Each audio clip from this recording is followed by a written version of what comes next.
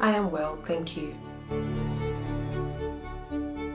International students are not freeloaders because to be a freeloader in the context of Australia, you would need to be eligible for Medicare and Centrelink, both of which international students cannot access.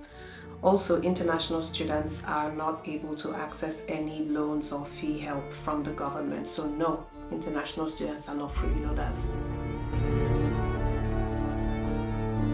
Well, there's so much to unpack there, but I'm just going to try to be as concise as possible. First of all, most of the jobs that local Australians would not do end up getting filled by either international students or other migrant workers on temporary visas, yeah? And because international students are so restricted by the number of hours they are allowed to work when school is in session, so right now it's about 24 hours a week or 48 hours a fortnight. I know that many employers are reluctant to employ international students because they don't have full-time availability, which is what most employers would prefer. As well, for any international student who lands a job, they have also gone through the same recruitment practices as anyone else, and if they were preferred over other people who attended interviews or who submitted applications, do you want to blame the international students for that? I know that some people would put forward the argument about unscrupulous labor practices, but really, that is also not something we should be holding international students accountable for. It's a government function to regulate labor practices and to find a way to enforce labor laws. In Australia, it's not the fault of the international students. It should be the government doing something about it.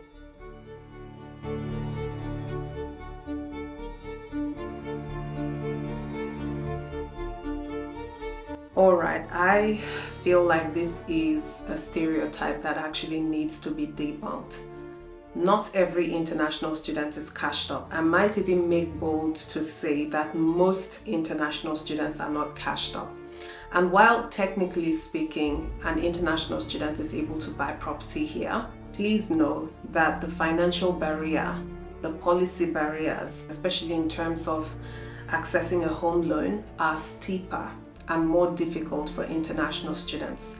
As a result of that, I don't know even one international student who owns a property or who has been able to buy a property in the time that they were studying here in Australia. So just because it says on paper that international students are able to buy a house does not mean that international students are actually buying up houses.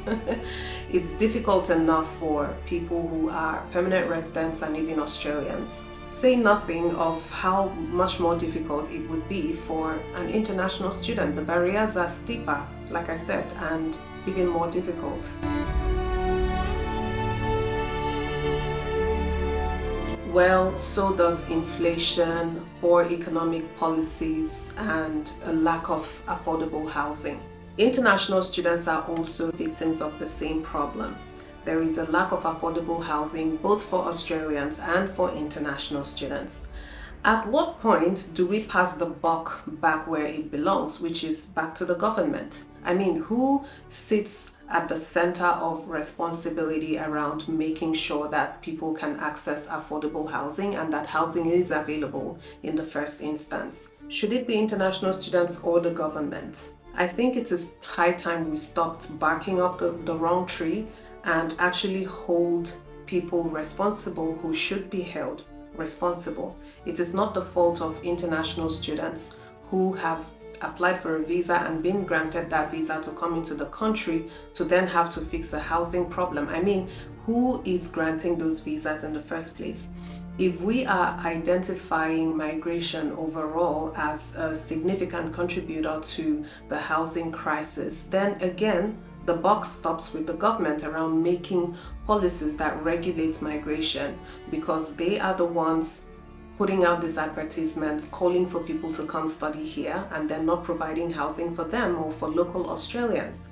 Okay, let's stop blaming the victims.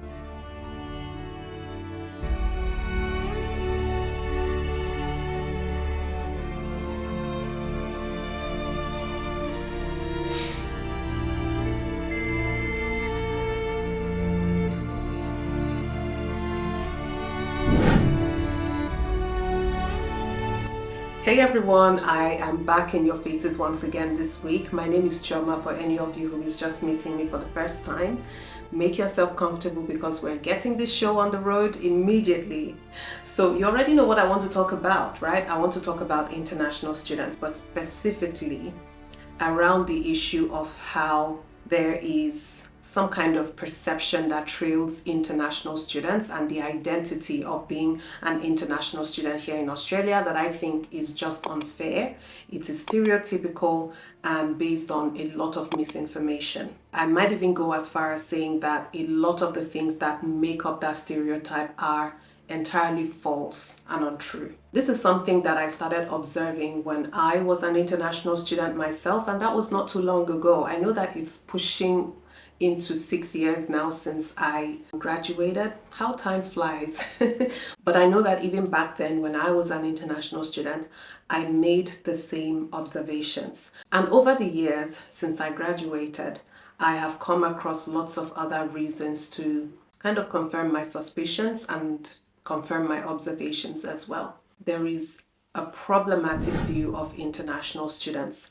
I know that this is a very general statement, but I am also going to make it quite clear that I know that not everybody holds these beliefs about international students. Not everyone makes these assumptions. But you know how it is. When the right people keep quiet, then the noise of the people who are misinformed gets even louder. And that is the voice that people see online. Okay, when a post is made about international students, you see these people who hold such misinformed opinions about international students getting the loudest on those kind of posts, making comments. And it just goes to foster this sense of being unwelcome if you are an international student. And I think it is so unfair. I mean, if we peel back the layers of the whole dynamic of being an international student, what we're looking at are just ordinary human beings like you and I, like anybody else, who have dreamed of maybe having an international education for whatever personal reason. And I don't see anything that is wrong with that. What is wrong in desiring an international education? Gain some experience, maybe international experience to be able to further your career. That's what being a human is about. We are aspirational, okay? Everybody's looking for ways to better themselves. Also, I find that what actually fuels those opinions is the fact that people are so ready to remove the human aspect of being human. They just want to take it away. I mean, what is so wrong in going to a place, falling in love with that place and wanting to make your life there? Or is that only acceptable in romance movies and novels, right? Is it only acceptable when it is, people of a particular kind doing it?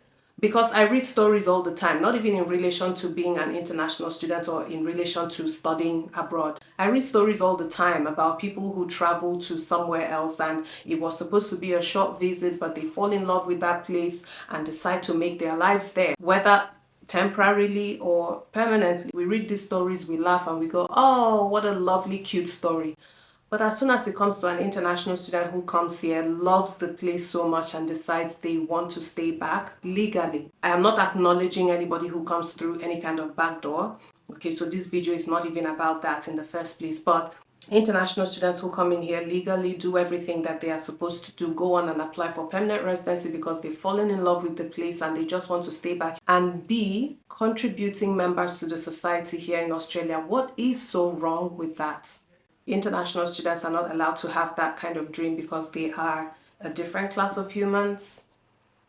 I don't know why we tend to cast the eye of blame on the people who are taking up opportunities that are advertised by the government. Right? So it's the government who is trying to attract these people. They put up all sorts of messaging, aided by the universities and their agents as well. They go as far as creating a pathway, a legal pathway for you to be able to come into Australia to study. They say you must apply for a visa, and these are all the things you need to be able to apply for that visa. So we take up this opportunity, we apply for the visas, we come into Australia only to find that the so-called welcoming community we were promised is also full of people who try to make us feel unwelcome. As soon as some economic issue, some social issue props up on the radar, every finger is pointing towards international students. That's the reaction that I have seen, the scapegoating of international students for issues that are way beyond them. It just doesn't make any sense. How can we be blaming international students for the housing crisis? International students do not make the policies. It's a government function, for Christ's sakes. I also feel like over the years, that sentiment of hatred towards international students has actually increased, unfortunately. I guess the one time that it was so prominent was in 2020, the year of the pandemic. As soon as the lockdowns began all over the world, like borders were shutting down, nobody was flying anywhere anymore, international flights were basically grounded. People were locked outside of their home countries, other people were locked inside. It was just crazy, right? Too many things happening. Here in Australia, and as I believe in several other countries around the world, businesses were shutting their doors. And I am not just talking about shutting down because lockdowns were in place. I'm talking about closing their doors permanently because they could not afford to keep running. Employers were letting their employees go. People were losing their jobs, front, left, right, center.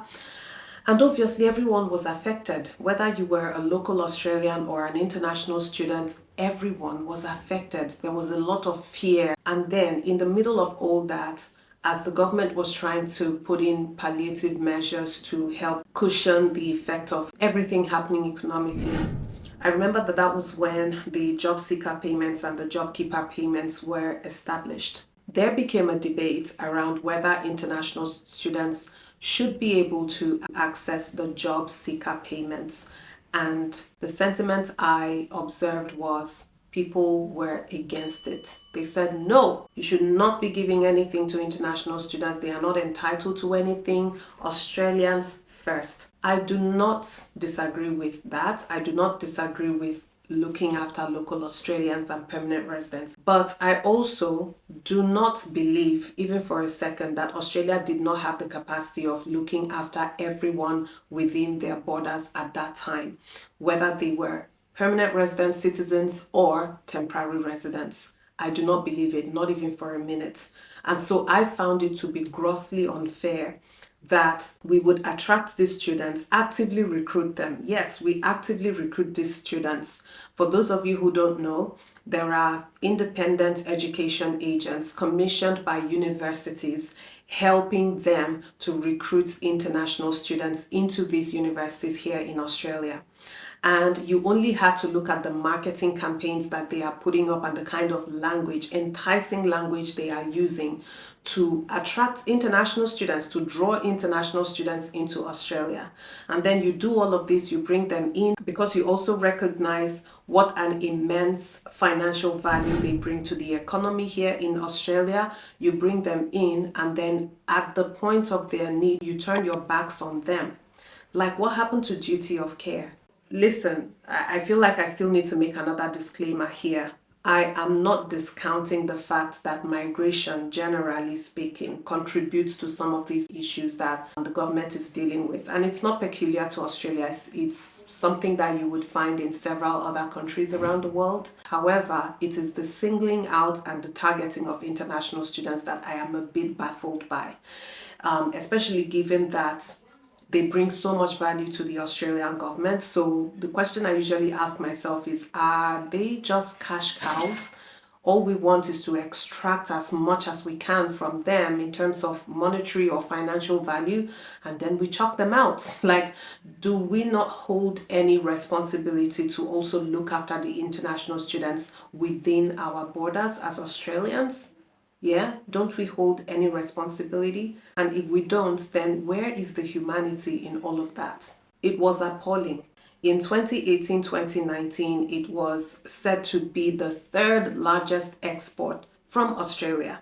International education. That ranking slipped one place down only because of the pandemic. In 2022, international education was the fourth biggest export. That is still a significant contribution to Australia's economy. If you looked at the messaging of those campaigns, you would see things like Come to Australia. Apart from the world-class education you will get in a world-class country that is so beautiful, has welcoming communities and all of that, you can also access a post-study visa after your studies, and there are so many other job visas you can transition into, and ultimately permanent residency. That part of the messaging is very bold. I want to make another disclaimer here. This video is entirely for the benefit of international students who have come in here through genuine means. I am not talking about backdoor international students, but even if I were to say anything about international students coming in through the back door, I am stating this very clearly that they are in the minority, and the government is already trying their best to crack down on those unscrupulous elements within the system, both the international students themselves and the agents who are facilitating entry through the back door. Now, what does backdoor entry even mean in the first place? It doesn't mean that these people are not applying for visas. It doesn't mean that they are coming in here illegally. No, they are going through all the right channels, but they have another intention in mind. And what is that intention? Usually they would get admission to study at a big university, one of those big name universities, and then as soon as they arrive, they switch into a cheaper college to study towards a qualification that has no relevance to Australia's economic needs, has no relevance towards permanent residency in the first place. And so these students end up becoming a cohort of permanently temporary residents in the country. So when you hear about students coming in through the back door, that is it. They are coming in with the intention to work, not really to study. That's it. There's only a minority of them. Majority of other international students are coming in here with genuine intentions to study. But maybe the devil is in the details, okay, as they say. For people who hold such horrible impressions about international students, maybe the question comes down to what they consider genuine. Who is a genuine international student? Let me go back to what the government says about genuine temporary entrants. The genuine temporary entrance is actually a requirement that prospective international students are required to fulfill when they apply for their visa. So the GTE constitutes a 300-word document you need to write as a personal statement to convince the visa officer of your genuine intentions to come to Australia to study. So the part that I want to highlight is where the government says very clearly, and this is something you can find on the Home Affairs website, so I'm not making it up. It says here that the genuine temporary entrant requirement is not intended to exclude students who, after studying in Australia, develop skills Australia needs and who then go on to apply for permanent residence. This is a quote directly from the government. So even if you have the intention to apply for permanent residency after, as long as you have genuine intentions to actually study in the time that you're granted that visa, like you finish your studies and then you go on to apply for permanent residency because what you have studied holds some relevance to Australia's economic needs, the government is fine with that. If that does not convince you, I found another document, again from the Australian Education Department's website. And this document is titled The Australian Strategy for International Education. So I guess this is a strategy report. And this is a report that covers the years 2021 all the way to 2030. In that document, 4 priority areas are identified in relation to international education. One of those priority areas is alignment with Australia's workforce and skills needs. This is all coming from the government. There is nothing wrong with coming in to study with the intention of applying for permanent residency because you have a skill that is identified as relevant to Australia's labor needs.